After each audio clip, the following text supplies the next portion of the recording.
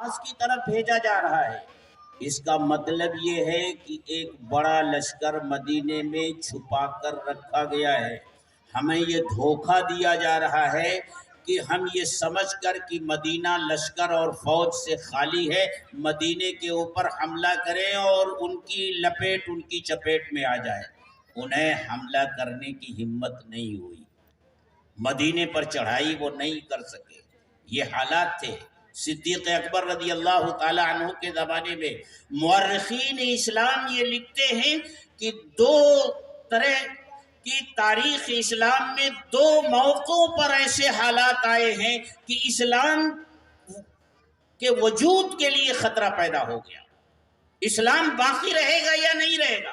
ایک تو یہ موقع ہے، اور دوسرا موقع جب تاتاریوں نے عالم اسلام پر حملہ کیا تھا اور 2/3 عالم اسلام کو انہوں نے اپنے گھوڑوں کے سموں ترے روند ڈالا تھا۔ بغداد جو دارالخلافہ تھا اس کی اینٹ سے اینٹ بجا دی تھی، لاکھوں مسلمانوں کو شہید کیا تھا اور سروں کے مینار بنائے تھے۔ کوئی یہ نہیں کہہ سکتا تھا کہ اب مسلمان اس دنیا میں کبھی سر اٹھا بھی سکے گا۔ کتب خانے جلا دیے، شہر کے شہر جلا دیے، کوئی نہیں کہہ سکتا تھا۔ یہ حالات پیدا ہوئے، لیکن مسلمان قرآن قیامت تک کے لیے باقی رہنے کے لیے آیا، قرآن قیامت تک کے لیے باقی رہنے کے لیے آیا ہے، اور جو لوگ قرآن سے جڑیں گے وہ بھی قیامت تک باقی رہیں گے۔ اللہ تعالیٰ نے پھر انہی تاتاریوں میں سے ایسے لوگوں کو کھڑا کیا جنہوں نے اسلام کا جھنڈا بلند کیا۔ اقبال نے اسی کو کہا تھا، ہے آیا یورش تاتار کے افسانے سے، پاسباں مل گئے کعبے کو صنم خانے سے۔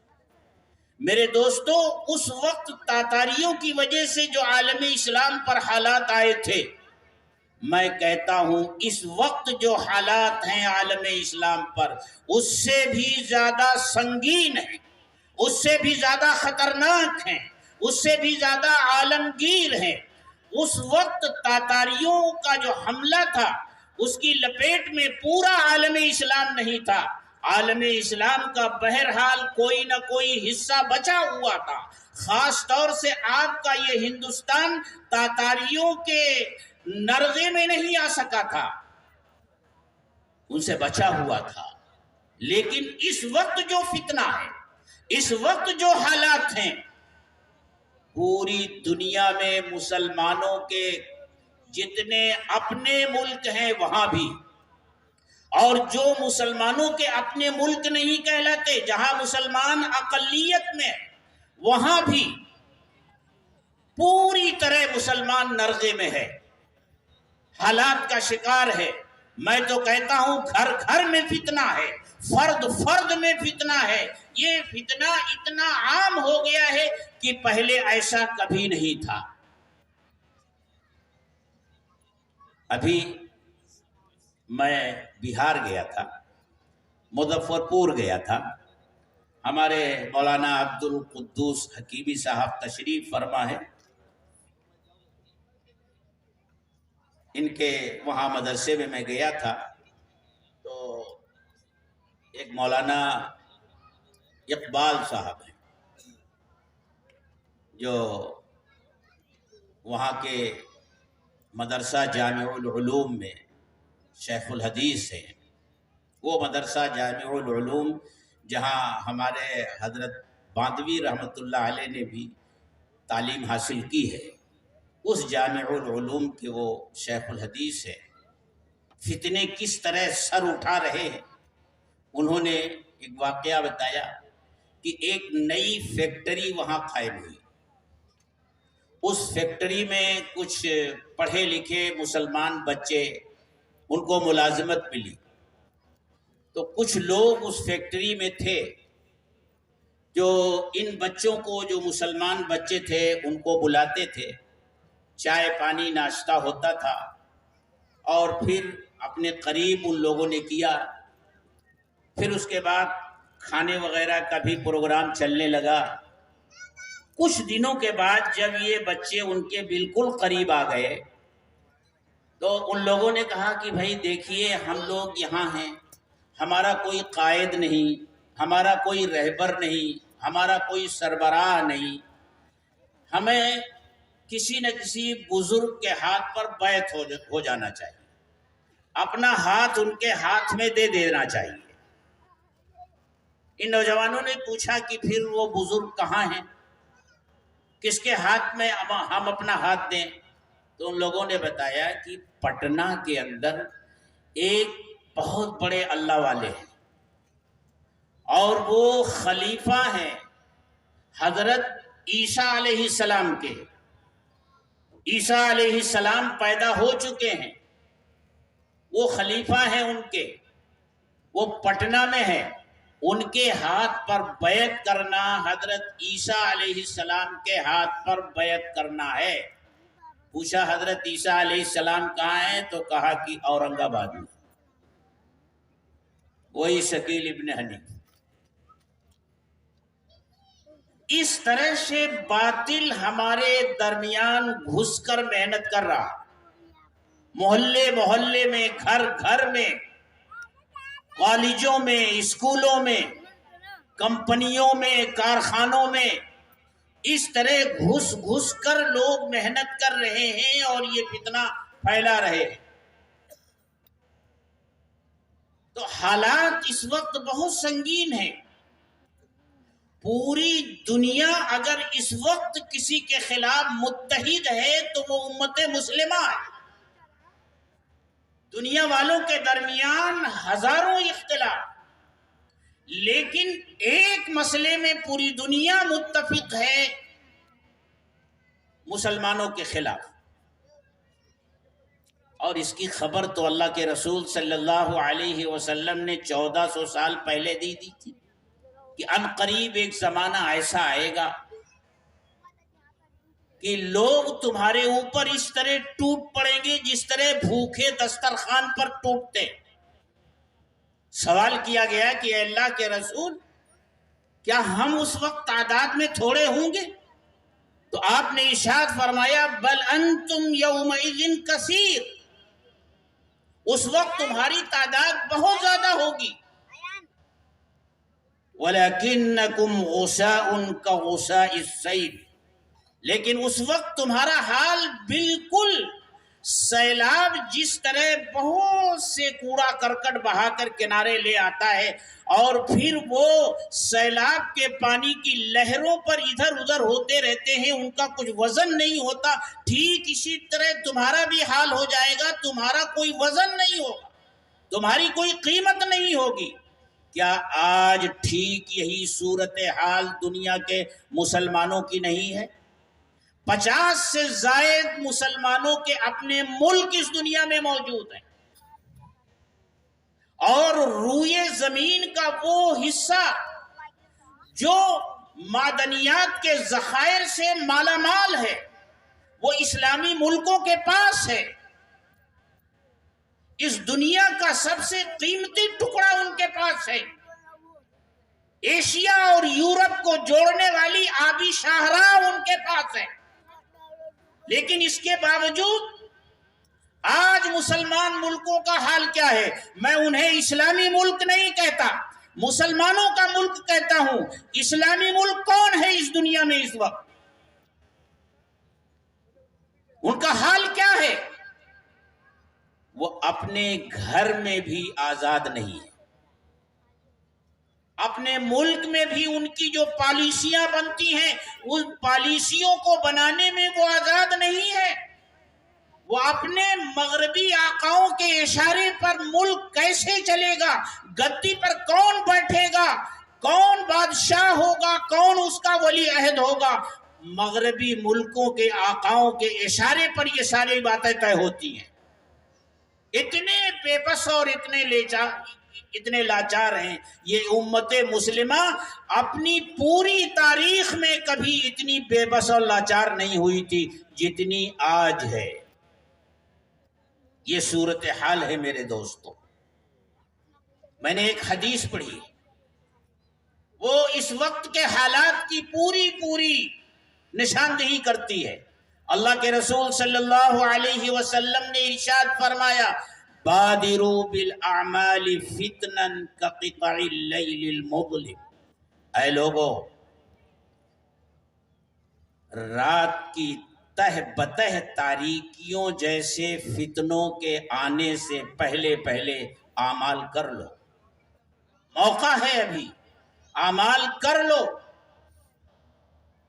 وقت آئے گا کہ آدمی صبح جب اپنے بستر سے اٹھے گا تو ایمان والا ہوگا، اور شام ہوتے ہوتے اس کے حالات بدل جائیں گے، وہ منکر ہو جائے گا، کافر ہو جائے گا۔ شام کو جب بستر پر سوئے گا وہ ایمان والا ہوگا، اور صبح کو جب اٹھے گا تو اس کے حالات بدلے ہوئے ہوں گے، وہ کافر ہو جائے گا۔ اور حالت یہ ہو جائے گی یبیع دینہ بعرض من الدنیا، وہ دنیا کے معمولی ساز و سامان کے بدلے اپنا دین بیچ دے گا۔ آج تو بازار لگا ہوا ہے اور دین بیچنے والوں کی لمبی قطاریں ہیں، کس طرح لوگ اپنا دین اور ایمان بیچ رہے ہیں، ہم اور آپ اپنی کھلی آنکھوں سے دیکھ رہے ہیں۔ چند سکوں کے لالچ میں وہ کس طرح امت مسلمہ کو بیچ رہے ہیں غیروں کے ہاتھ میں، یہ سب ہم اپنی کھلی آنکھوں سے دیکھ رہے ہیں۔ یہ صورتحال ہے۔ اس صورتحال کی خبر قرآن کریم نے بھی ہمیں دی تھی۔ قرآن نے کہا تھا لَتُبْلَعُنَّ فِي أَمْوَالِكُمْ وَأَنفُسِكُمْ وَلَتَسْمَعُنَّ مِنَ الَّذِينَ أُوتُوا الْكِتَابَ مِنْ قَبْلِكُمْ وَمِنَ الَّذِينَ أَشْرَكُوا أَذًى كَثِيرًا، تم ضرور بھی ضرور آزمائے جاؤ گے، اپنے مالوں کے بارے میں بھی، اپنی جانوں کے بارے میں بھی۔ جانوں کا بھی نقصان ہوگا، مالوں کا بھی نقصان ہوگا، اور اہل کتاب سے، یہود و نصارہ سے اور مشرکین سے تم بہت سی تکلیف دینے والی باتیں سنو گے۔ قرآن کے بارے میں بھی سنو گے، رسول کے بارے میں بھی سنو گے۔ آج دیکھو دنیا قرآن کے بارے میں کس طرح کی افواہ بک رہی ہے، رسول اللہ صلی اللہ علیہ وسلم کے ناموس پر کس طرح حملے ہو رہے ہیں، ازواج مطہرات پر کس طرح کے حملے کیے جا رہے ہیں۔ قرآن نے کہا تھا کہ تم ان اہل کتاب سے اور ان مشرکین سے بہت سی دکھ دینے والی باتیں، جس سے تمہارے کلیجے پھٹ جائیں گے، تمہارے دماغ معوف ہو جائیں گے، ایسی ایسی باتیں تم اپنے رسول کے بارے میں بھی ان سے سنو گے، اللہ کی کتاب کے بارے میں بھی ایسی باتیں سنو گے، ایسے حالات پیدا ہوں گے۔ لیکن پھر کیا کہا آگے؟ صرف حالات کی نشاندہی نہیں کر دی، فرمایا وَإِن تَصْبِرُوا وَتَتَّقُوا، اگر تم صبر کرو گے، وَتَتَّقُوا، اور تقوی کی راہ چلو گے، فَإِنَّ ذَلِكَ مِنْ عَزْمِ الْأُمُورِ، صبر کرو گے۔ صبر کا ایک بہت ہی محدود سا مفہوم ہم لوگوں کے ذہنوں میں ہوتا ہے کہ کوئی سخت حالت آ گئی، بس اس کو برداشت کر لیا، آہو فغا نہیں کی، بس صبر کا اتنا سا ہی مفہوم ہمارے ذہنوں میں ہوتا ہے۔ میرے دوستو، صبر کا جامع مفہوم ہے پورے دین پر عمل کرنا، صبر علی الطاعات اور صبر عن المعاصی، یعنی اوامر کو بجا لانا، ہر حالت میں،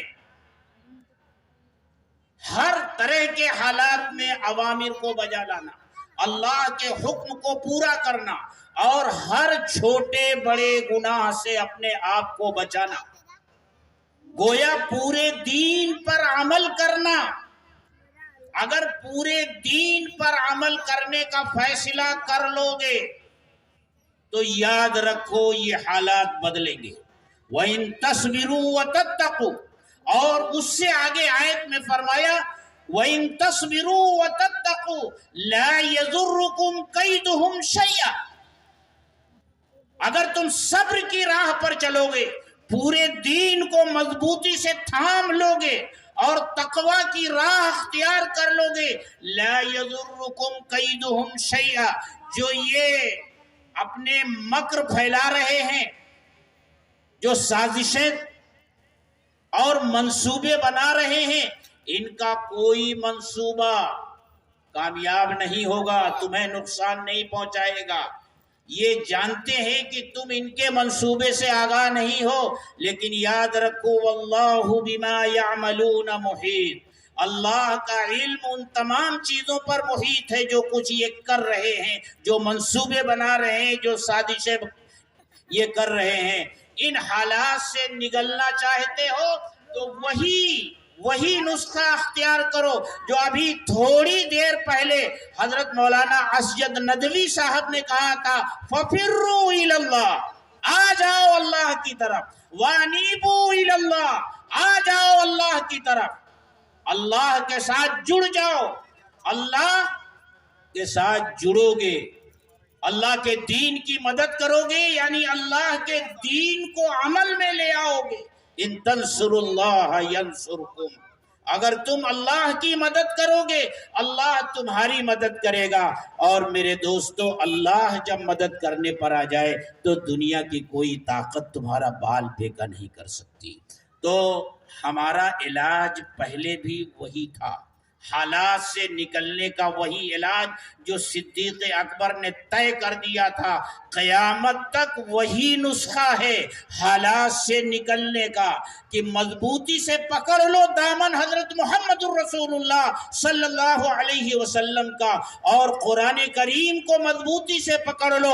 اللہ کے رسول صلی اللہ علیہ وسلم نے ارشاد فرمایا تھا، ترکت فیکم امرین لن تضلوا ما تمسکتم بہما، میں تم لوگوں کے درمیان دو چیزیں چھوڑے جا رہا ہوں، اگر تم اسے مضبوطی سے تھامے رہو گے تو کبھی گمراہ نہیں ہوگے، اللہ کی کتاب اور اس کے رسول کی سنت۔ یہ دو چیزیں ہیں جو ہمیں ہر قسم کے حالات سے نکالیں گی۔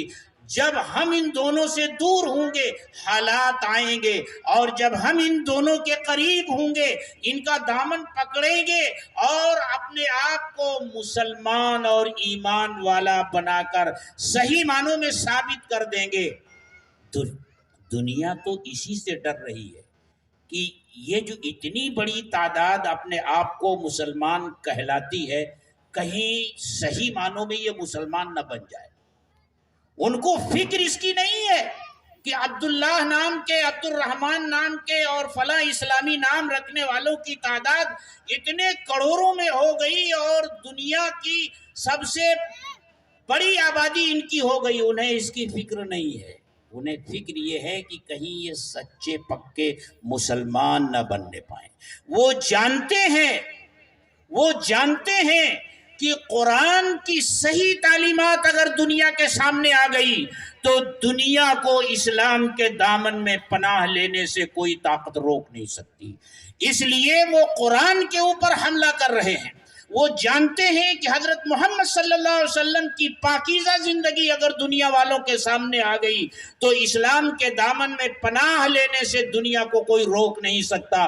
اس لیے وہ حضرت محمد الرسول اللہ صلی اللہ علیہ وسلم کی ذات گرامی کو نشانہ بنا رہے ہیں۔ اے مسلمانوں، تھام لو قرآن کو، تھام لو سنت کو، پھر دیکھو حالات کس طرح بدلیں گے۔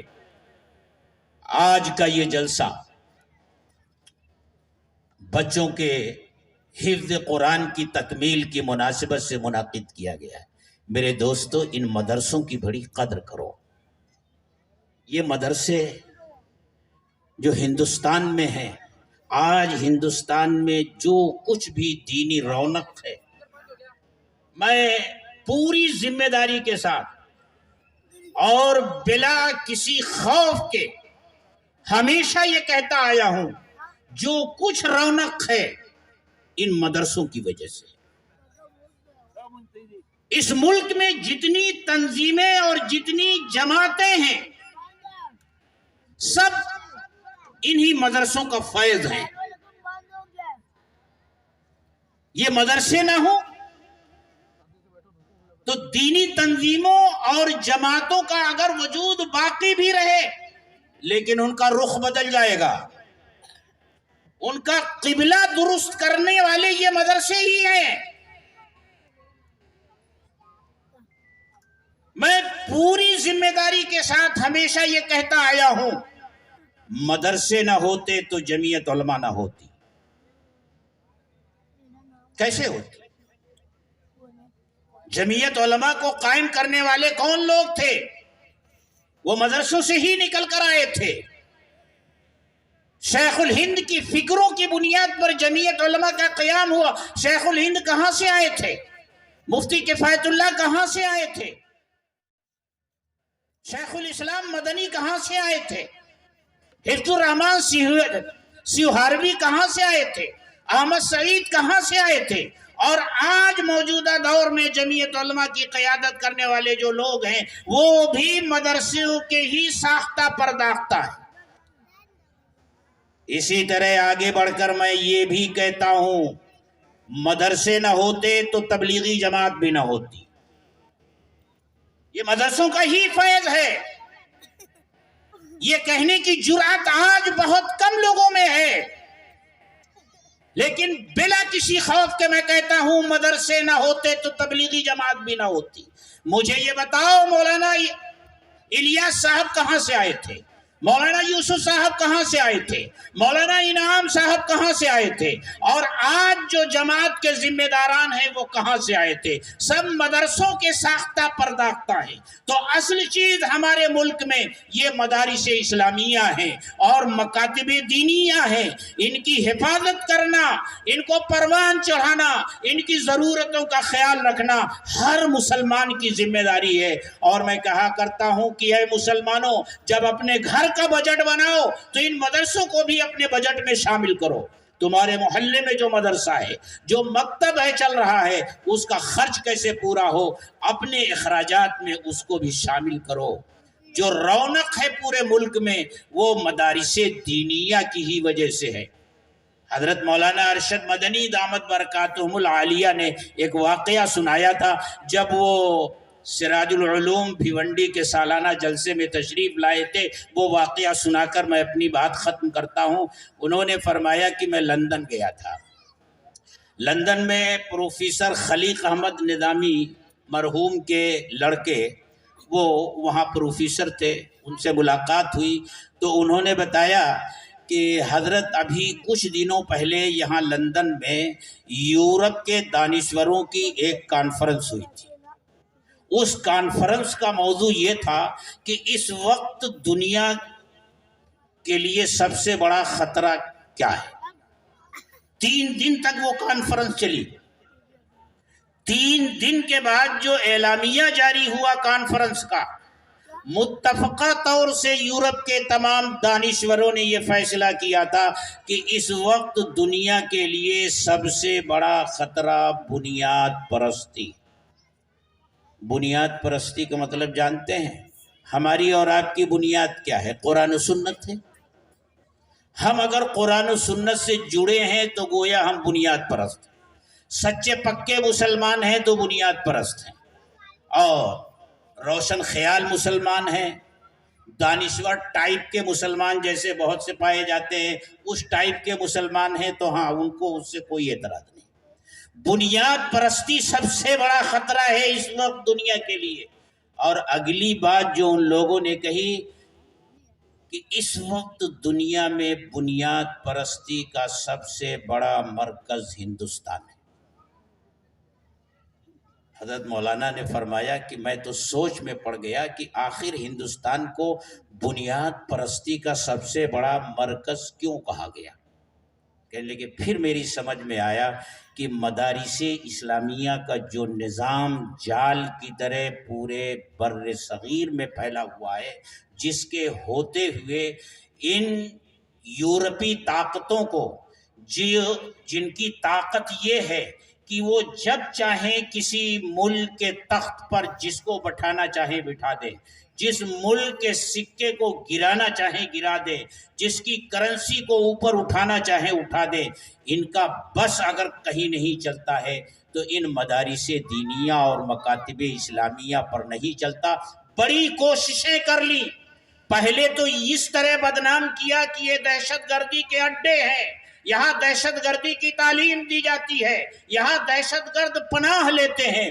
جب وہ نہیں چلا تو پھر دوسرا حربہ استعمال کیا، آؤ ہم مدرسہ بورڈ بناتے ہیں، اپنے مدرسوں کو ان سے جوڑ دو، الحاق کر دو۔ کہاں ہاتھ میں جھولے لے کر کے اور گلی گلی چندے مانگتے پھر رہے ہو؟ جو پرائمری سطح کے مدرسے ہوں گے، پرائمری اسکول کے ٹیچروں کی جو تنخواہ ہوتی ہے وہ دیں گے، جو ہائی اسکول سطح کے مدرسے ہوں گے وہاں پڑھانے والوں کو ہائی اسکول کے ٹیچر کی جو تنخواہ ہوتی ہے وہ دیں گے، اور جو کالج کی سطح کے ہوں گے تو وہاں جو پروفیسر ہوتے ہیں اس جو ہے ویسی تنخواہ ہم تم کو دیں گے۔ لالچ اور خوف، اور ہمیشہ اسلام کا راستہ روکنے کے لیے یہی دو حرف باطل طاقتوں نے استعمال کیے ہیں۔ مکی زندگی میں دیکھیے، پہلے لالچ دیا گیا، اے محمد جو کام کر رہے ہو رک جاؤ، بادشاہ بنتے ہو بنا دیں گے، مال و دولت چاہیے ڈھیر لگا دیں گے، کسی خوبصورت عورت سے نکاح کرنا چاہتے ہو نکاح کرا دیں گے۔ لیکن جب لالچ دینے سے کام نہیں چلا تو اب ڈرانے دھمکانے، ظلم کی چکی میں پیسنے کا سلسلہ شروع ہوا۔ مدارس اسلامیہ کے ساتھ ہمارے ملک میں یہ دونوں سلسلے، جس ملک کی حکومت کے پاس اس کے اپنے منصوبوں اور پلانوں کو پورا کرنے کے لیے پیسے نہ ہوں، وہ حکومت مدارس اسلامیہ اور مکاتب دینیہ کے لیے اپنے خزانوں کے دہانے کھول دے، یہ بات سمجھ سے بالا تر ہے۔ اس لیے میرے دوستو ان مدرسوں کی قدر کرو، دشمن بھی تھراتا ہے ان مدرسوں سے، کیونکہ وہ دینی غیرت جو ایک ایمان والے کو چٹان بنا دیتی ہے اور پہاڑوں سے ٹکرانے کا حوصلہ دیتی ہے، وہ دینی غیرت اگر کہیں پیدا ہوتی ہے تو انہی مدارس دینیہ میں پیدا ہوتی ہے۔ اللہ تعالی ہم سب کو اس کی سمجھ عطا فرمائے۔ وآخر دعوانا جزاکم اللہ خیر الجزا۔ نہ تقریر سے ممکن ہے نہ تحریر سے ممکن، وہ کام جو انسان کا کردار کرے ہے۔ اللہ تعالی ہم سب کو اپنے کردار سازی کی توفیق عطا فرمائے۔ اب بلا کسی تاخیر کے میں